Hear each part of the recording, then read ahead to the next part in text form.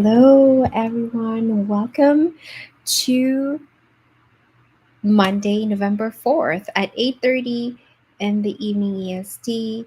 This is my live stream every Monday. My name is Joy Castle. I'm an anxiety support coach and licensed psychotherapist, and I'm so glad that you are here today, um, just joining me. And I know that there's a lot very important things that are going on in our world today, or in our world, and of course in the United States. This is the night before the election, but I wanted to come as scheduled to talk about.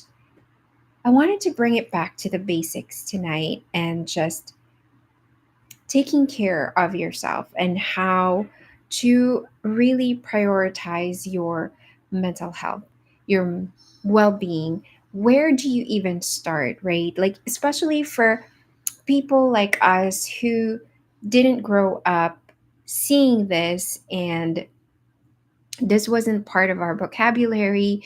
This was not certainly part of how I grew up. Today, I actually taught a short workshop to teenagers. I was invited by a nonprofit organization. These amazing ladies, they're doing an after school program with high school students, and I was able to share with them part of my story, but also part of emotional health and what emotions are and what do we need to do when we have those intense emotions, because that is so important. And I'm so happy for them that they are learning this at such a very young age. I had 10th graders, a senior, and 11th grade, attend the workshop today. And so we just had a good time and talked about so many things. But how do you prioritize your well-being if this is something that you've never seen anyone do for you, or for themselves actually, that you don't necessarily have a role model to follow, right?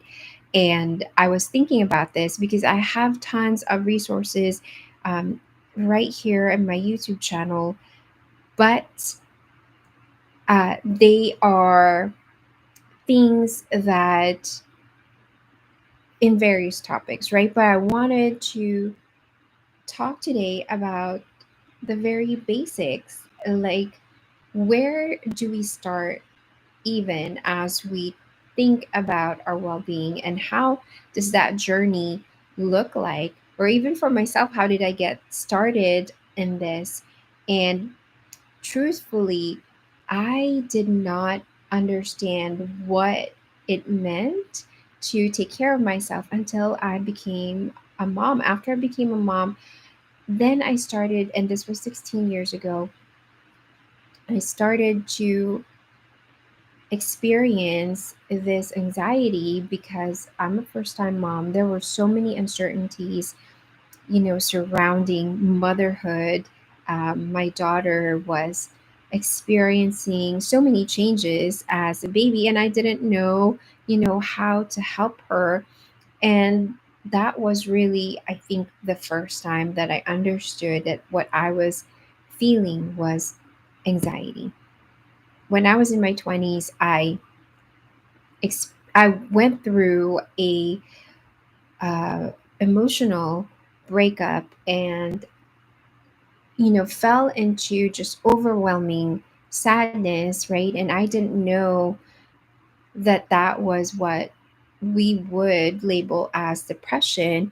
And then, 6 years apart, my anxiety and my feelings of anxiety and sadness were uh, pretty much 6 years apart, you would say, right? But in my 20s, I was still very energetic, was on the go. And this is one of the things that I talk to my clients about. It's so interesting, right? Because these emotions that we have can stop. us in our tracks, in the path that we're going, that we think, we'll always have this energy, we're invincible, we don't need sleep, right? We don't need to, I'll eat later. We keep pushing everything back because of this surge of energy that we have in our younger years. But, you know, things change, things add up, right?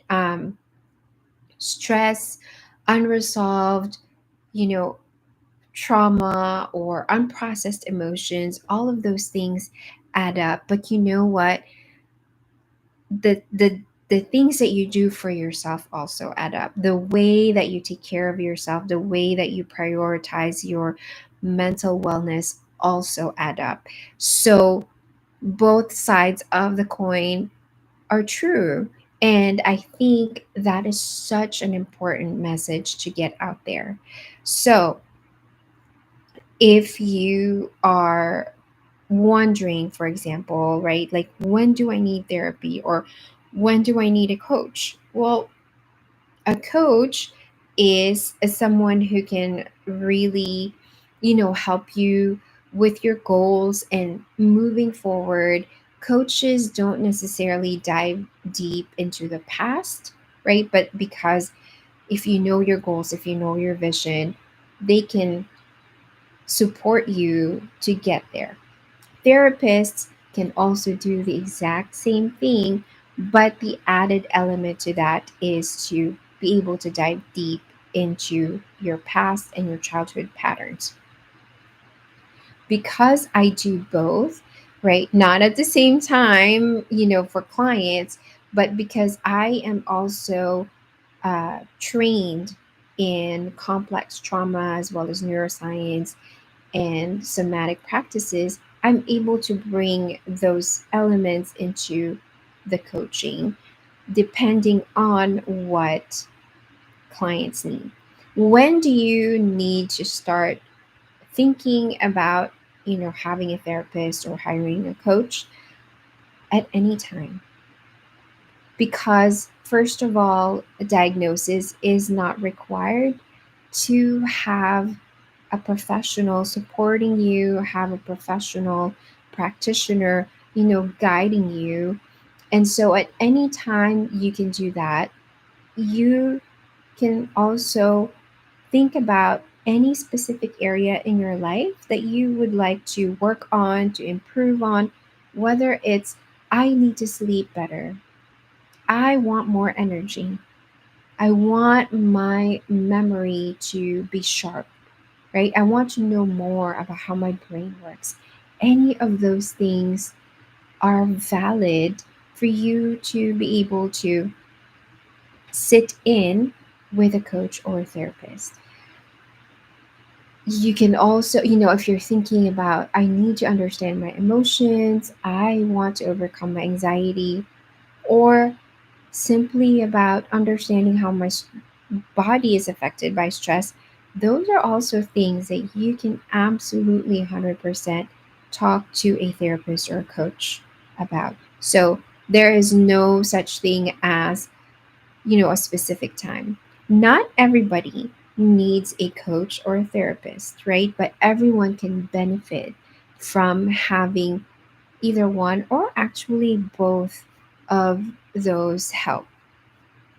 So, but if you're not at that place where, or you're, if you're a place where you're thinking, I'm not sure, and you want to start prioritizing your well being, that is great.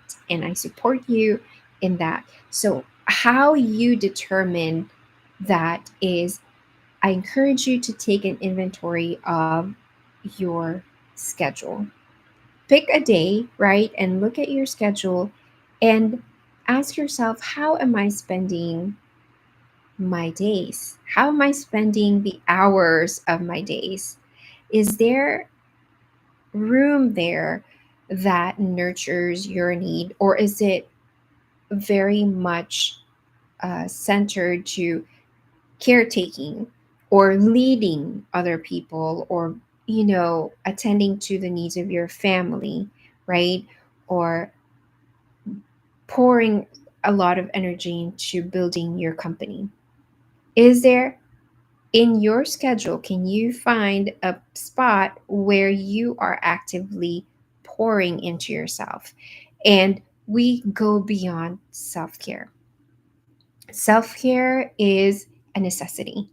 It is not a luxury, it is the basic foundation for how you prioritize your mental health, your wellness, right? But there comes a time when you have to go beyond self care and have those what we call restorative practices, such as journaling, self reflection, so important, processing your emotions, and asking yourself, how do I feel today? What was it, that made me upset, or what am I worried about? Right? Simple questions like that, where you can just write down your thoughts, record your thoughts on your phone, or journal through them.